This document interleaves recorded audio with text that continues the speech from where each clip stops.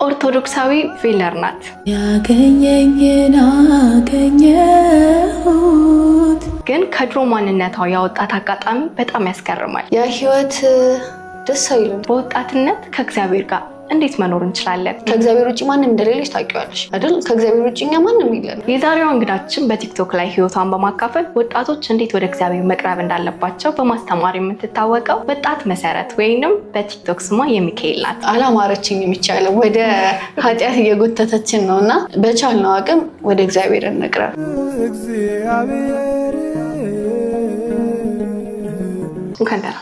እንኳን ደህና ቆየሽ። በመጀመሪያ ከቲክቶክ ላይ ከምናውቅሽ በተጨማሪ በአካል ራስሽን ትንሽ እንደግስላች። እንዴት ነበር አስተዳደግሽ?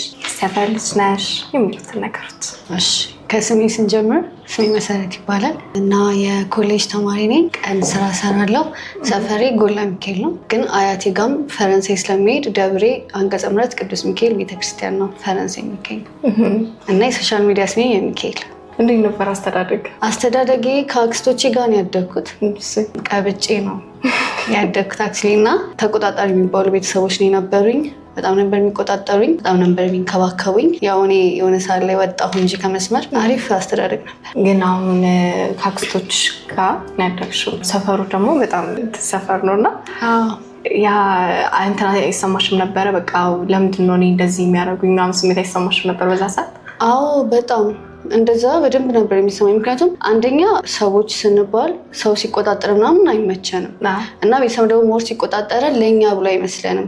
በቃ እንዳንወጣ ጓደኞቻችን እንዳናገኝ ምናምን ነው ይመስለና እድሜያችንም ያልፋል ስለምንል እኔ በጣም በቃ ስለሚቆጣጠሩኝ በክላስ አማኝቼ የምወጣበት ጊዜ ነበር። ከጓደኞቼ ለማግኘት አስፈቅጄ የምወጣበት ጊዜ ነበር እና ለእኛ ብሎ ነው፣ ግን እኛ ስለማይመስለን በዛ ሰዓት አንረዳውም። እንደገና ደግሞ አንረጋጋምም እና ደግሞ እልህም ይዘናል እንደሚቆጣጠሩ ምናምን ብለን፣ ግን እሱ በጣም ጥሩ አይደለም ለኛ እና በመሀል ወጣሁኝ ብለሽኝ ነበረ። ያ ህይወት እንዴት ነበረ? ያ ህይወት ደስ አይልም ሚንስ አንደኛ ከእግዚአብሔር ጋር እንጣላለን፣ ሁለተኛ ነገር ቤተሰቤን አሰድባለሁ፣ ሶስተኛ ነገር ለእኔም ለስሜም ጥሩ አይደለም። እኔ አሁን ወጣሁኝ የምልሽ ይሄ ክለብ ቤት የሚሄድ ምናምን አይነት ሴት አይደለሁኝም፣ ግን ልብሴ ላይ ነው የኔ ብዙ ጊዜ ሌላ ኢንተርቪው ላይም ተናግሬያለሁ። ልብሴ ኖርማል ልብስ ተገዝቶልኝ ግን ቀዳድጄ ምናምን እምብርቴን እያሳየው ነበር መውጣው።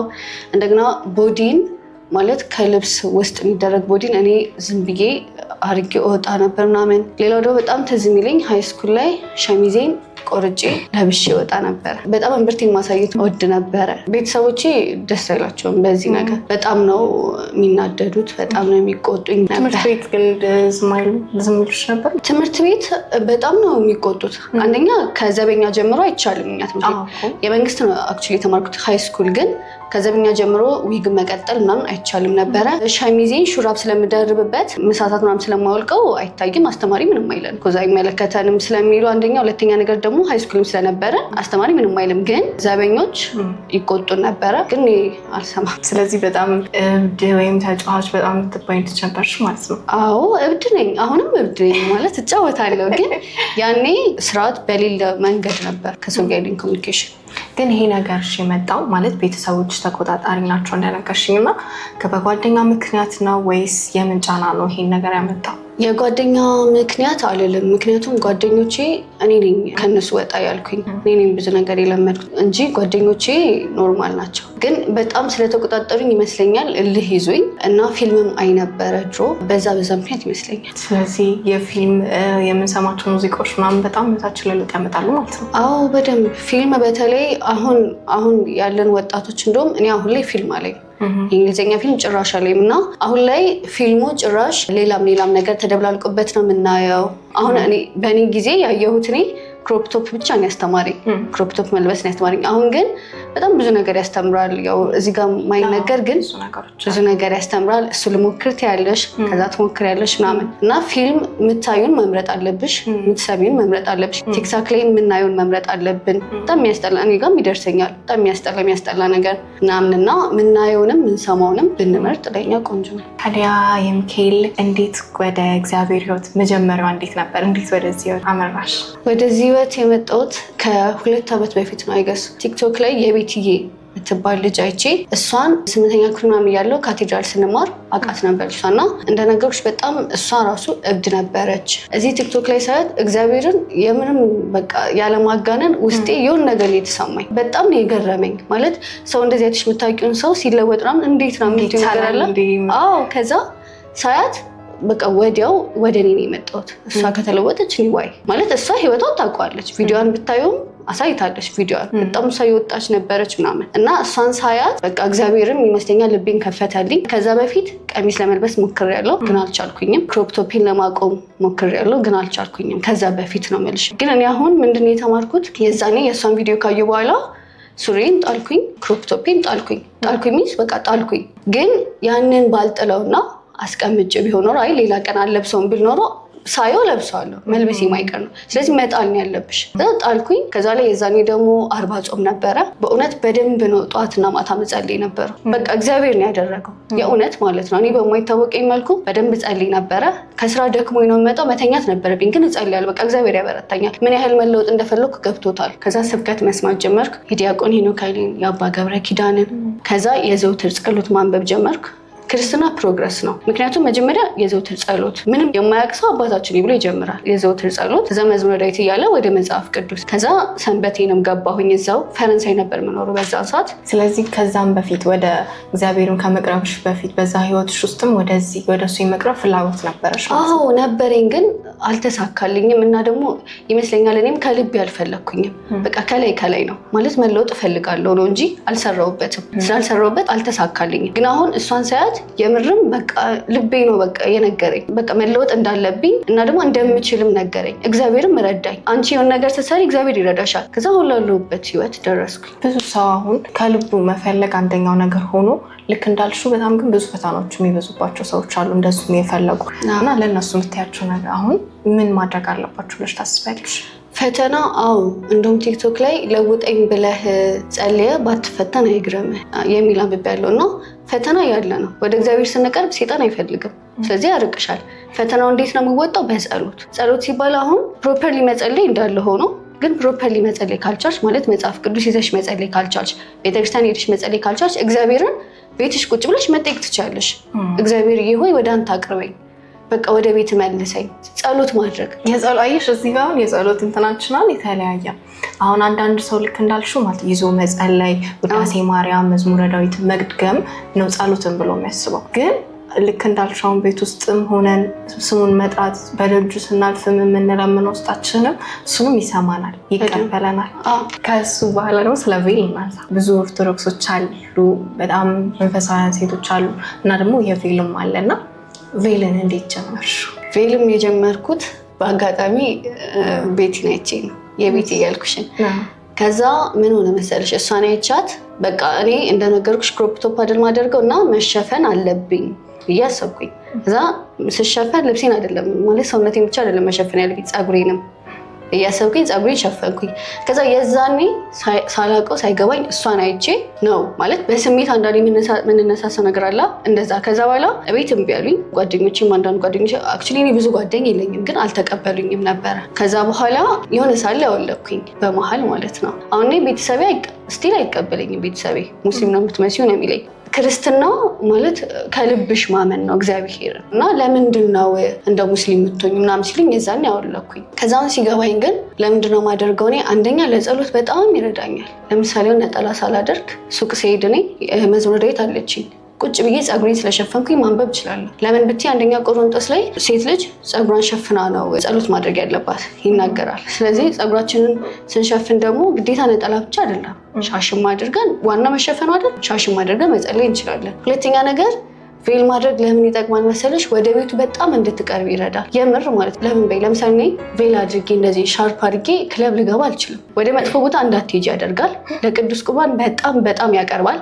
ለንስሐ ያቀርብሻል። ለጸሎት እንድትዘጋጂ ለምሳሌ ሻርፕ አላደረኩም፣ ስለዚህ በፀጉሬ ስለሆንኩ አልጸልይም አልልም። እኔ ሁሌ ሻርፕ ስለማድረግ በፈለኩበት ሰዓት መጸለይ ይችላል። ገባሽ? እና ለጸሎት ይረዳል፣ ለቅዱስ ቁርባን በደንብ ይረዳል፣ ለንስሐ ይረዳል። እና ቬል እንዴት እናድርግ ለሚሉን እህቶቼ ቤተሰብ ላይ ይቀበልሽ ይችላል፣ ፈተና ሊኖርብ ይችላል፣ ትምህርት ቤት አውልቄ ልትባይ ትችላለሽ። ግን አንቺ ዋናው ነገር አላማ ካለሽ አላማሽን ማሳካት ያንቺ ነው እና ይህ ህይወት ደግሞ የኔ ነው፣ እኔ የምኖረው አይደል? ፋሚሊ አይደለም የሚኖር። በእርግጥ ፋሚሊን ማስደሰት እንዳለ ሆኖ ግን ደግሞ ማስረዳትም አለብኝ። አሁን አስረዳዋቸው በቃ መሸፈን አለብኝ፣ መሸፈን እፈልጋለሁ። ከዛውን ተረዱት። ግን ምንድን ያልፈለጉት እንደ ሙስሊምና እንደ ካቶሊክ አትምሳይ እንጂ መሸፈኑን ተሸፈኝ። እኔም ብሸፈንላቸው እኮ ደስ ይላቸዋል። ሌላው በጣም መናገር እንፈልገው ይሄ ሻርፕ ኬት እንግዛ እንዴት እናደርግ የሚሉ ሴቶች አሉ። መስቀል ያለባቸው እንትኖች አሁን የመስቀሏን ቢቬል ላይ ያገኙታል። ግን አንቺ አፎርደብል የሆነ ፕራይስ እሷ ከሌላት እና አንቺ ማግኘት ካልቻልሽ እኔ አሁን በምድ የጀመርኩት እቤት አክስቶቼ አክቹዋሊ ሻርፕ አላቸው እና የለቅሶ ሻርፕ በጥቁር ሻርፕ ማድረግ የጀመርኩት በቃ ባለሽ አጠገብሽ ባለው ግዴታ ይሄ ማማር ምናምን የለበትም መሸፈን አይደል ዋናው ፖይንት። ስለዚህ በኖርማል ሻርፕ መሸፈን ይችላሉ። ግን እነዛን ጊዜያቶች እንዲህ አለፍሽ ስልሽ አሁን ቤተሰቦችሽ እንደው ስታስረዳቸው ተረዱሽ።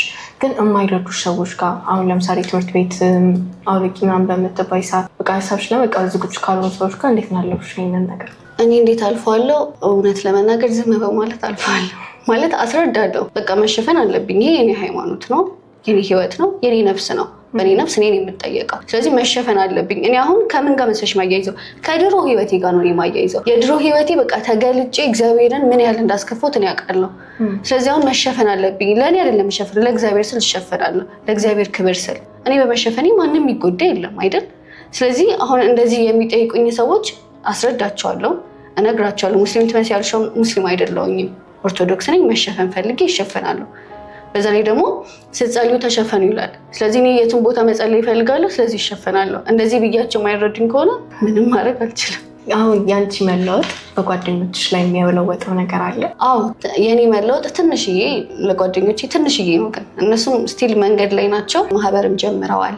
ፀጉራቸውን ባይሸፈኑ አትሊስት ገላቸውን እየሸፈኑ ነው ምናምንና ትንሽዬ እንግዲህ እየቀረቡ ነው ወደ እግዚአብሔር። እንደውም ቲክቶክሽ ላይ ከቤስት ፍሬንድ ጋር አንድ ላይ በጣም እንዳንቺው ቬል ያደረገች አንድ ጓደኛ አለችሽ እና እሷንም በዚህ አንድ ላይ ቬል በማድረጋችሁ የተዋወቃችሁት ወይስ እንዴት ነው?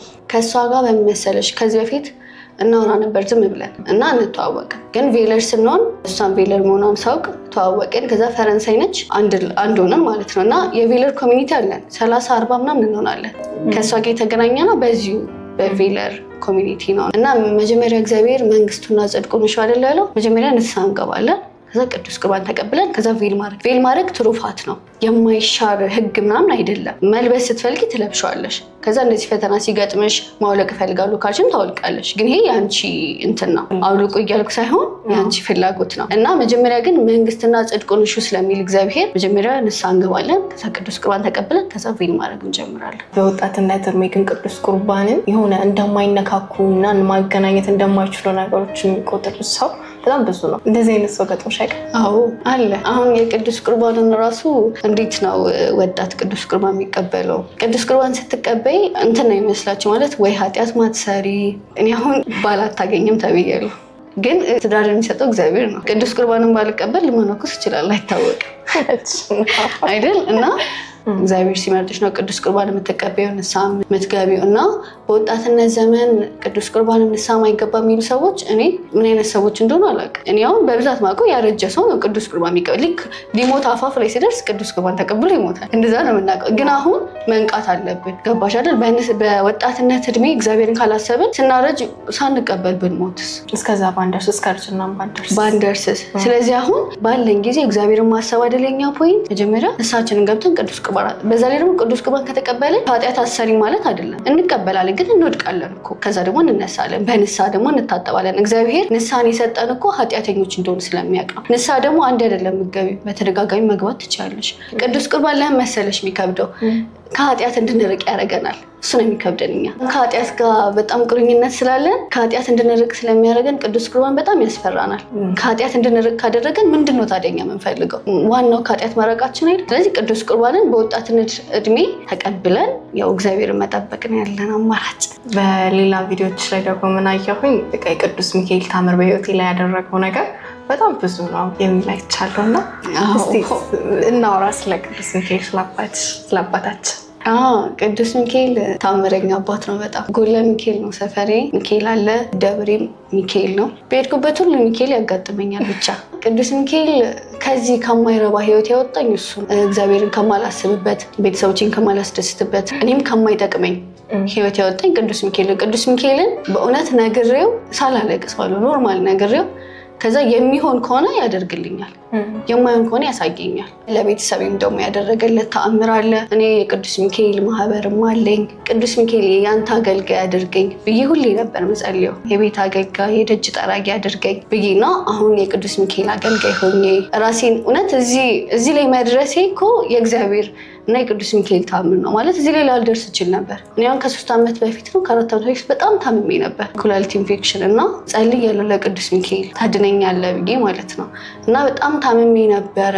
በቃ ልሞት ደርስ ነበር። ግን አዲስ ህይወት የተሰጠኝ እግዚአብሔር እንዳመሰግን፣ ለማንም ተናግሬ አላውቅም ይሄን ነገር፣ እግዚአብሔር እንዳመሰግን ቅዱስ ሚካኤልን እንዳገለግል ነው አሁን የሚሰማኝ። እንደዛ ነው አዲስ ህይወት የተሰጠኝ። በቃ ወደ እግዚአብሔር እንድቀርብ ነው። ይቻልም የኔ አይደለችም። እኛ ሀገራችን በሰማይ አይደል ምንል፣ ወደ እግዚአብሔር እንድቀርብ ነው የተሰጠኝ እድል እና ቅዱስ ሚካኤልም ደግሞ ከብዙ ነገር አውጥቶኛል። ብዙ ሰዎች ሰንበት ተማሪ ነበር። አሁን በተለይ ከ12 በኋላ ስራ ሲጀመር፣ ክላስ ሲጀመር፣ ከዛ በኋላ በቃ ያለው ህይወት ምናምን ነገር ሲያጣድፋቸው ወደ ሰንበት ትምህርት ቤት የሚሄዱ ነገር በጣም ይቀንሳል። እና አንቺ ያ ነገር አላስቸገረሽም? አንቺ አስቸግሮኛል። እንዴት ፊክስ እናደርገዋለን የሚለውን ይህንንም የምለው በመጸለይ ነው። ምክንያቱም ጊዜ ለሰጠን አምላክ ጊዜ መስጠት ያለብን ለሱ ነው አይደል? ጊዜ መስጠት ካልቻለን ልቦናችን ታውሯል ማለት ነው። ልቦናችን አልተመለሰም ወደሱ። ስለዚህ ወደ ቤት መልሰኝ፣ ወደ ደጅህ አቅርበኝ ብለን በመጸለይ ነው እንትን የሚለው እና እኔም ስቲል እየጸለይኩኝ ነው። እንግዲህ እግዚአብሔር እንደሚያቀርበኝ አይሆፕ። በህይወትሽ ያልፋል ወይ ወይም ይሄ ነገር ላያልፍ ይችላል ብለሽ በጣም የገጠመሽ ችግር አለ? አለ። አክቹዋሊ ብዙ ፈተና አይገጥመኝም ያው ቅዱስ ሚካኤል አብሮኝ ስላለ። ግን እንዳልኩሽ ቅድም የታመምኩት ያልኩሽ በቃ ልሞት አፋፍ ላይ ደርሼ ነው የእውነት የተመለስኩት እና በቃ መሞት ነው የመሰለኝ። እኔም ቤተሰቤ መሞት ነው የመሰላቸው እና በጣም ብዙ መድኃኒት ተሰጥቶኝ ነው የዳንኩት። ይሄ ነገር በቃ እኔ አልፈዋለሁ ብዬ አላሰብኩኝም። ግን በእግዚአብሔር ታምር በቅዱስ ሚካኤል አማላጅነት ያው በዛ ሰዓት ግን እንደሚሞች ማሰብሽ ከዛ በኋላ ደግሞ እግዚአብሔርን ሳላቅ እንዴት እንትን እላለሁ የሚለው ከሁለቱ የት ያስፈራል? መሞትን ማሰብ ነው ወይስ ከእግዚአብሔርን ሳላቀው እንዴት እለያለሁ የሚለው ነው? የዛን ሰዓት ላይ በጣም ያስፈራኝ አንደኛ የዛን ሰዓት ያ በጣም ወጥ የሆንኩበት ሰዓት ነበረ፣ ወደ ቤተክርስቲያን ያልተመለስኩበት እና በጣም ነው የሚያስፈራው። ማለት እግዚአብሔርን ሳላቅ ንስሐ ሳልገባ ቅዱስ ቁርባኔን ሳልቀበል አንደኛ እንደዛ ሆኖ፣ ሁለተኛ ነገር መሞቴም አስፈራኝ። ማለት በቃ ይሄንን ሳላደርግ እንዲሁ እንደባከንኩኝ ነው ወይ የምሞተው ብዬ በጣም አስፈርቶኝ ነበር። ግን እንደነገርኩሽ ለቅዱስ ሚካኤል ነግሬው ስለነበር ዳንኩኝ። እግዚአብሔር ይመስገን። በወጣትነት እግዚአብሔርን ማስበው የሚለው በወጣትነት ውስጥ ከእግዚአብሔር ጋር መሆን መባረክ ነው። በወጣትነታቸው ከእግዚአብሔር ጋር ላልሆኑ ሰዎች ምን ትያቸዋለሽ? ይሄ ልቦናሽ ከተደፈነ እንዲህ ብትባይም አይገባሽም። እኔም የነበርኩበት ሰዓት ስለነበረ ግን ስብከት ማዳመጥ ሊከብድሽ ይችላል። የሆነ ሰዓት ላይ ታቋርጫለሽ ነገር። ዘፈን የምትሰሚ ከሆነ መዝሙር ለመስማት ይከብድሻል። ግን ይሄንን ቀን እንዴት አልፈዋለሁ ወይ ወደ እግዚአብሔር እንዴት እቀርባለሁ መታገል በቃ ማለት የወደፊትሽን እያሰብሽ ከእግዚአብሔር ውጭ ማንም እንደሌለሽ ታውቂዋለሽ አይደል? ከእግዚአብሔር ውጭ እኛ ማንም የለንም። እኔ ቤተሰብ አለኝ ግን እግዚአብሔር ዋናው ነው። ጓደኛ አለኝ ግን እግዚአብሔር ዋናው ነው እና ከእግዚአብሔር ውጭ ማንም እንደሌለሽ እያሰብሽ በቃ እንደምንም መታገል፣ ወደሱ ቤት ለመቅረብ መታገል። ስብከት ማዳመጥ አንደኛው ነገር ነው። አትሊስት በወር አንዴም ይሁን በሁለት ወር አንዴም ይሁን በቃ ማዳመጥ። ትንሽዬ እኮ ቃል ሊገባ ይችላል ወደ ውስጥሽ፣ ከዛ ሊቀይርሽ ይችላል። እኔ አሁን በጣም የምወደው ቃል ማቴዎስ ወንጌል ላይ ያለና ስለምትበሉትና ስለምትለብሱት ነገር አትጨነቁ፣ የሰማይ ወፎችን አታዩም ወይ? አያዝሩም፣ አያጭዱም አለና እንዴት መሰለሽ እኔ አሁን በጣም ነው የምጨነቅ የነበረው። ይሄ በቃ ስለ ዓለም በጣም ነበር የምጨነቀው። አሁን እንደዚህ ለብሼ ሰው ባይወደኝስ ምናምን። ግን እግዚአብሔር ስለምትለብሱት፣ ስለምትበሉት፣ ስለምትጠጡት ነገር አትጨነቁን ያለሁ እና ሰው በእንጀራ ብቻ አይኖርም በእግዚአብሔር ቃል እንጂ። ስለዚህ በእግዚአብሔር ቃል እንጂ ማለት ስብከት ማዳመጥ አለብሽ፣ መጽሐፍ ቅዱስ ማንበብ አለብሽ። ከዚህ የእግዚአብሔር ቃልም እንጀራ ነው ላንቺ። ገባሽ አይደል? የእግዚአብሔር ቃልም ላንቺ እንጀራ ስለሆነ ስብከት ማዳመጥ በጣም አሪፍ ነገር ነው። መዝሙር ማዳመጥ ይከብዳል፣ እኔ አውቀዋለሁ ስሜቱን። እግዚአብሔርን ይከብዳል ግን እንደምንም መታገል በቃ። አሁን ለምሳሌ ይህን ፖድካስት የሚያዩ ሰዎች ምናልባት እኔ ብዙ ካወራሁት አንዷ ነገር ወደ ውስጣቸው ልትገባ ትችላለች። በትዕግስት ሆነሽ አዳምጠሽ ማንበብም ካለብሽ መጽሐፍ ቅዱስ ትንሽም ቃል ይሁን አንብበሽ፣ ቲክቶክ ላይም ስብከት ሲመጣልሽ ስክሮል ነው የምናደርገው እኛ፣ ግን መስማት። እንደዛ ሲሆን ይመስለኛል እግዚአብሔር ወደ ቤቱ ያቀርበናል። በወጣትነት ዘመናችንም እግዚአብሔር እናያለን። እንደገና ደግሞ ጊዜያችንም አይባክንም። መጽሐፍ ቅዱስ አንቺ ስትጀምሪ ማንበብ ስትጀምሪ ከየትኛው ክፍል ነው የጀመርሽው? ከየትኛው የመጽሐፍ ቅዱስ ክፍል መጀመር ይበልጥ እንድንገፋበት ይረዳናል? መጽሐፈ ምሳሌ አብዛኛው ስለ ወጣት ነው እንትን የሚለው እና መጽሐፈ ምሳሌ ሞር ቀለል ይላል ብዬ አስባለሁ ከሌሎቹ። እኔም አክቹዋሊ ሁሉንም አንብቤ አልጨረስኩኝም፣ ግን መጽሐፈ ምሳሌ ሞር ይጠቅማል እና ከመጽሐፈ ምሳሌ ጀምረው ከዛ ማቴዎስ ወንጌልም ያው የእግዚአብሔር ቃል ይከብዳል፣ ግን እሱን እያነበብሽ ደግሞ ትጠይቂያለሽ። ይሄ እንዴት ነው በእኛ አይምሮ ተርጉመን ስለማንችለው ስለማንደርስበት የሚያውቅ ሰው እንደገና ንስሐ አባታችንንም ጠይቀን መረዳት እንችላለን። እና ሌላ ቪዲዮዎች ላይ የምናየው መሰለሽ ቶፕ 5 ሆረር ሙቪ የኔ ይላል እና 5 ጠቅሰሻል። እኛ ሆረር ሙቪ ብንባል የምንጠቅሰው ብዙ ነው፣ ያንቺ ግን የተለየ ነው። ንገሪና 5 እስቲ ስለምናቸው። አንደኛ ሱሰኛ የሆነ ጓደኛ መያዝ። አንዳንድ ሰው ጓደኛው ሊሆን ይችላል ከእግዚአብሔር ቤት ያራቀው። ለምሳሌ አንቺ ጓደኛሽን ንስሐ ልገባ ነበር እንዴት ነው እንዴ በዚህ እድሜሽ ምናምን ስትልሽ አንቺም ልክ እውነቷን ነው ምናምን። ስለዚህ ሱሰኛ የሆነ ጓደኛ መያዝ ማለት አንደኛ በኃጢአት ሱሰኛ የሆነ ጓደኛ መያዝ፣ ጓደኛሽን መምረጥ አለብሽ። ሱሰኛ ጓደኛ መያዝ የለብን። ሁለተኛ ንስሐ ሳንገባ መኖር። ንስሐ ሳንገባ መኖር ያው ብዙ ጊዜ ተናግሬ ያለው፣ ግን ንስሐ ሳንገባ መኖር ሚንስ በቃ እድሜያችን ሳያልፍ እኔ አሁን ዛሬ ነው ንስሐ መግባት ያለብኝ፣ መዳን ዛሬ ነው ከዛሬም አሁን ይላል። ስለዚህ አሁን መዳን ከፈለኩኝ ንስሐ መግባት አለብኝ። ነገን አላውቀውም፣ ነገ ምን እንደሚፈጠር አላውቅም። አሁን ስወጣ ምን እንደሚፈጠር ስለዚህ ንስሐ መግባት አለብን። ሶስተኛ ቅዱስ ቁርባን አለመቀበል። እሱም ንስሐ ከገባን በኋላ ማሰሪያው ቅዱስ ቁርባን ነው። ስለዚህ ቅዱስ ቁርባን መቀበል አለብን። አራተኛ ቶክሲክ ሆነ ሪሌሽን ነው። ይሄም ከሱሰኛ የሆነ ጓደኛ ጋር እያያዛል። ግን ቶክሲክ ማለት መርዘኛ ነው። ያንቺን ውድቀት የሚመኝ፣ ወደ እግዚአብሔር ቤት ስትቀርቢ የሚያርቅሽ፣ ወደ ቅዱስ ቁርባን ስትቀርቢ የሚያርቅሽ፣ በቃ ያንቺ ውድቀት የሚመኝ ሪሌሽን ከሆነ በፍቅርም ሪሌሽን ይሁን በጓደኛም ይሁን በምንም ሪሌሽን ይሁን እሱን ሪሌሽን መራቅ አለብን። እነዚህ አሁን ከእናትና ከአባት የሚመጣ አይነት ቢሆንስ? እንደነዚህ አይነት አንዳንድ ልጅ ምንድነው እራሱም ወደ እግዚአብሔር መቅረብ ይፈልጋል፣ ግን የቤተሰብ ያለው አስተሳሰቡ ችግር አይሆንም፣ እንዴት ሴት ልጅ አትቆርብም የሚለው ነገር ራሱ ብዙ ነገሮች የሚባላሉ ነው። ቤተሰብ ነው እና ደግሞ በቃ ምን አይነት ነገር ይደረጋል? ቤተሰብን እኔ ማስረዳት ነው። ምክንያቱም ከቤተሰብ መውጣት አትችይም ማለት ይሄ በጣም ትንሽዬ ምናምን ኮንሽም ይሄ 14 15 ምናምን ኮንሽም ከቤተሰብ መውጣት አትችይም። ቤተሰብን ማስረዳት ማስተማር፣ ቤተሰብን እኮ ማስተማር እንችላለን፣ መንገር እንችላለን እና ከቤተሰብ ጋር ሞር ክሎዝ መሆን እስኪረዱን ማለት ነው። ንስሐ ማለት እኮ እንደዚህ ነው፣ ቅዱስ ቁርባን እኮ እንደዚህ ነው ብለን እኛም ተረድተን ነው በደንብ ለእነሱም ደግሞ ማስረዳት እና ሪሌሽናችንን በዛ ፊክስ እናደርጋለን ብዬ አስባለሁ። በቃ በማስረዳት ነው። ቤተሰብ ምንም ታደርጊው አትችይም። አምስተኛው ሃይማኖት የሌለው ሰው። እኔ ሃይማኖት የሌለው ሰው እፈራለሁ። ሃይማኖት የሌለው ሰው ማለት ወይ እግዚአብሔርንም አያመልክም ወይ አላህን አያመልክም። አሁን ስለ ንስሐ ብነግረው ሃይማኖት የሌለው ሰው ንስሐ ምንድን ነው ሊለኝ የሚችለው፣ ብነግረውም አይረዳኝም። ስለዚህ ሃይማኖት የሌለው ሰው ጋር ሪሌሽን አለመጀመር። እግዚአብሔርን በጾም ሰዓት በስግደት ሰዓት ላይ ማምለክ ብቻ የምናመልከው በዛ ሰዓት ብቻ የሚመስለን ሰዎች ብዙዎች ነን። ግን ከዛ በኋላ እስከተፈታስ በኋላ አንዳንዴ የምናስረዝም ቀጠሮ የምናስይዝማለን እና ያ ነገር እንዴት ነው? ልክ ነው ብለሽ ታምኛለሽ? አይ አላምንም። በእኔም ያጋጥመኝ ነው ይሄ ነገር። በምን እንረዳዋለሁ? እግዚአብሔርን የምናስበው ወይ ኃጢአት የማንሰራው በጾም ጊዜ ብቻ ነው። በተለይ ይሄ 40 ጾም በጣም ነው የምንፈራው የምናከብረው እና ኃጢአት ላለመስራት በጣም ነው በቃ ዘፈን የሚሰማ ከሆነ ዘፈን ያቆማል። የዛኔ ሌላም ሱስ ካለበት ሱስ፣ ወንድ ከሆነ ሱስ ያቆማል። ሴት ልጅ ደግሞ ፀጉሯ ልትሸፍን ትችላለች፣ ገሏ ልትሸፍን ትችላለች፣ ቀሚስ ልታደርግ ትችላለች። ከዛ ጾሙ ካለፈ በኋላ ሁሉም ነገር እንረሳዋለን። እንዲሁም ዲያቆን ሄኖክ ብሎታል፣ ጾም ጸሎቱም ቀረ፣ ስግደቱም ተረሳ፣ እኛ መሞት ጀመርን አንተ ስትነሳ። እያስመሰልኩ ነው እንዴ? እግዚአብሔርን እወድሃለሁ ምለው የጾም ጊዜ ብቻ ነው እንዴ? እግዚአብሔርን የማመልክ የጾም ጊዜ ብቻ ነው እንዴ እላለሁ። እና ይሄ ነገር ሮንግ ነው ማለት ትክክል አይደለም። እግዚአብሔር ሁሌም አለ፣ የጾም ጊዜም አለ፣ ከጾም በኋላም አለ፣ ወደፊትም አለ። እግዚአብሔር የጾም ጊዜ እኮ ራስሽን መቆጠብ እንዳለ ሆኖ አሪፍ ነው በጣም ግን እሱን ነገር ከጾም በኋላ መልመድ አለብን ነው። ከጾም በኋላ ሌላ ህይወት የለንም። ጾም ላይ እኛ ነን፣ ከጾም በኋላ እኔ ነኝ። ለምንድን ነው መቀየረው? ለምንድን ነው ከጾም በኋላ ዘፈኔን የምጀምረው? ለምንድን ነው ስግደቴን ማቋርጠው? ለምንድን ነው ጸሎቴን ማቋርጠው? እና ከጾም በኋላ እግዚአብሔርን ማሰብ አለብን። በቲክቶክ ነው የምናውቅሽ እና ቲክቶክ እንዴት ጀመርሽ? የጀመርሽበትን አጋጣሚ ታስታውሽ ከሆነ እና ደግሞ መጀመርሽ እንጠቀምሽ ላንቺ? የጀመርኩበት አጋጣሚ ያው ቪዲዮን ያየው ቀን ነው፣ ግን በቃ የ40 ጾም ብለሽ ያሹ ከ3 ዓመት በፊት ምናምን የ40 ጾም ምን ጠቀመኝ? ብዙ ሰው እኔ ራሴን ከፍ ማድረግ ሳይሆን ግን አንቺን አይቶ መለወጥ የሚፈልግ ሰው ሊኖር ይችላል። እኔ በእውነት በጣም ብዙ ሴት ያወራኛል፣ በተለይ ከሻሽ ጋር የተያያዘ። አንድ ሰው ደግሞ አንቺ ነቺ ቅዱስ ቁርባን ተቀበልኩ ያለኝ ልጅ አለ፣ የሰፈር ልጅ ነው። እና ቲክቶክ መጀመሪ ምንድነው የሚጠቅመው? ለሰው ነው የሚጠቅመው። በቃ ለምሳሌ አሁን ዲያቆን ሄኖክ ከሌ ቲክቶክ ቢጀምር ለእኛ ነው የሚጠቅመው፣ ሰባኪ ነው። ዘማሪውም እንደዛ፣ ፖድካስት የሚጀምሩ የኦርቶዶክስ እንትኖችም ለእኛ ነው የሚጠቅሙት። እና እኔም ቲክቶክ መጀመሪ ለሌላ ሰው ይጠቅማል ብዬ አስባለሁ። ለእኔም ደግሞ ሞር ጠቅሞኛል። ሰው አውቄበታለሁ፣ ፌለሮችን አውቄበታለሁ።